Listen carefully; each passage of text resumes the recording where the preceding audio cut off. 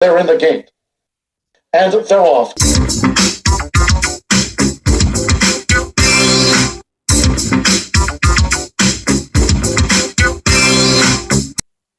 Cortland Simmons with you here at the CS Racing Report, and this is the Louisiana Derby Preview and Pick Podcast. Welcome to the show. There were 16 entries for this race, but only 14 can get in the gate of this Grade 2 race, $1 million, 9.5 furlongs, the same distance as the Preakness, 1 mile and 3/16 versus the standard 9 furlong prep that horses usually compete in leading up to the Kentucky Derby. Again, it drew 14. Let's look at the post positions. Major Fed, named after tennis legend Roger Federer, is 8-1, second in the second division of the Risen Star. Equibase speed figure of 96, Major Fed 8-1 out of post 1. Number 2 is Brett Calhoun's Mailman Money, 15-1. He was fourth in that second division of the Risen Star, kind of faded in that race. 97 Equibase speed figure is 1 point higher than Major Fed, though, interestingly enough. Wells Bayou for Brad Cox is 8-1 out of post position number 3. Second in the Southwest Stakes, has one of the higher Equibase speed figures at 101's. Got a great post in here. Wells Bayou at 8-1. Number 4 coming out of Allowance Company is Chestertown,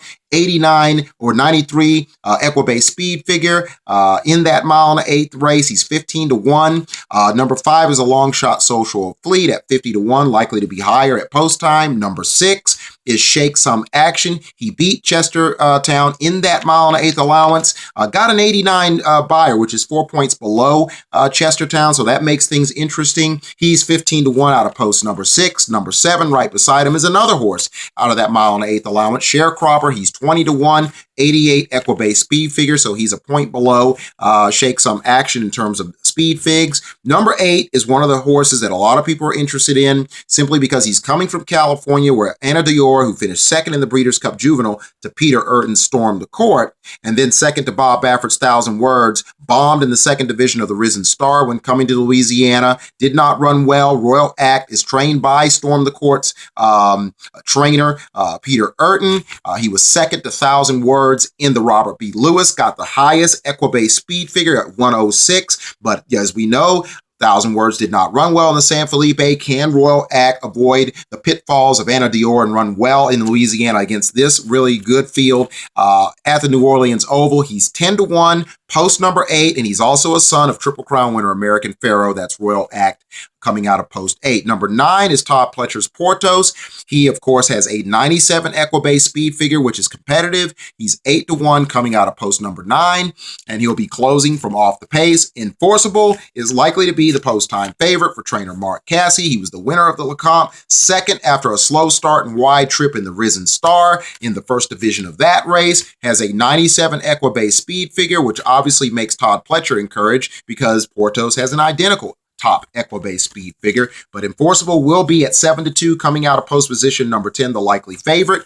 Number 11 is New York Traffic, third in the second division of the Risen Star, has an identical 97 Equibase himself for trainer Sappy Joseph, 15-1 New York Traffic out of post number 11 with that sprinter's pedigree being by Cross Traffic. He's overachieved. He'll be a very interesting play at the windows. Number 12 is Lynn's Map, 6th in that second division of the Risen Star, 5th in the Smarty Jones, 92 Equibase speed figure. He's 30-1, likely to be higher at post time. Number 13 is another one of the ones, one of the favorites out of Steve Asmussen's barn. The Hall of Famer trains Silver State. He was second in the Lecomte and overtaken in the last 50 yards or so of that first division of the Risen Star, where he finished third. 99 Equibase speed figure, so he's a couple of points above Enforceable and Portos, so that makes him, and New York Traffic, by the way, makes him very competitive unless those numbers just aren't good enough in comparison to Royal Act and Wells Bayou, who have the highest numbers. But he, of course, is coming out of post number 13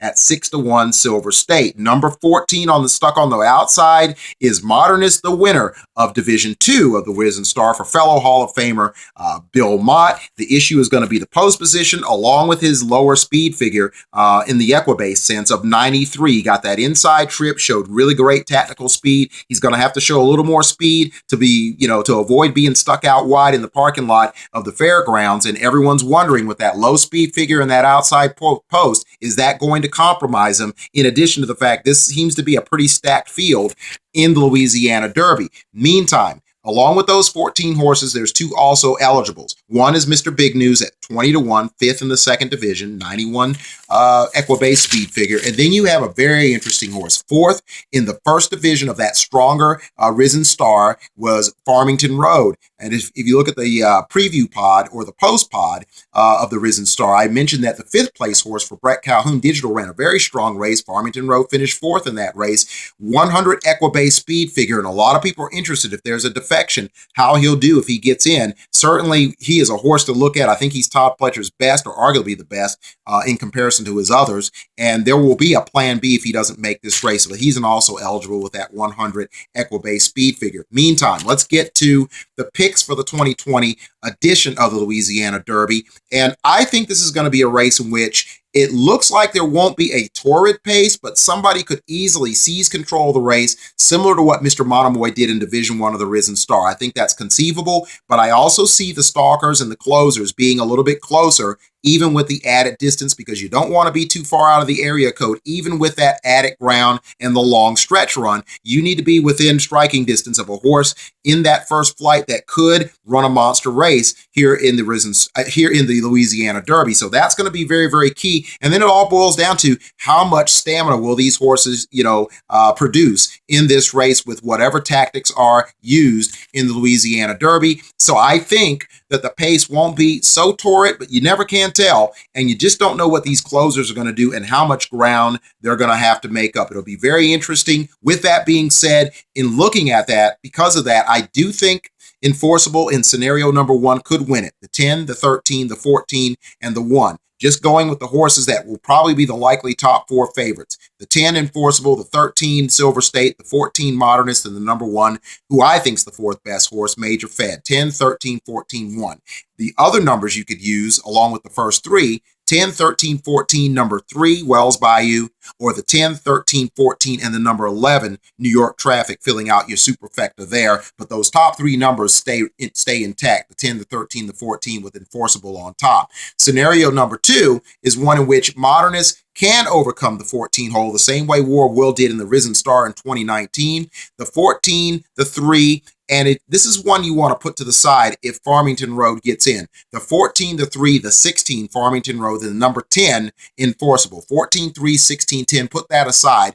For the numbers that are more applicable, the 14 and the 3 remain, but you slot in the number 1, and then the number 10. 14-3, the 1 Major Fed, and the number 10 Enforceable, or the 14-3, the 10, and then the number 1. You could flip-flop those, or you can use the 14, the 3, the 8 Royal Act, and then the number 10 Enforceable finishing 4th, or flip-flop those, the 14, the 3, the 10, Enforceable 3rd, and Royal Act finishing 4th. But again, in that scenario, the number 14 Modernist is your win pick. Now, for the final scenario, I believe the pace is going to set up, whether he rates or he goes to the outright lead, for Wells Bayou. He's my final pick, the number 3, the number 1 Major Fed, the number 10 Enforceable. I think he's going to run his race no matter how you pick these horses. He is very usable, but you never can tell. Silver Prospector, I expected him to run well in the Rebel, and that did not. He bombed.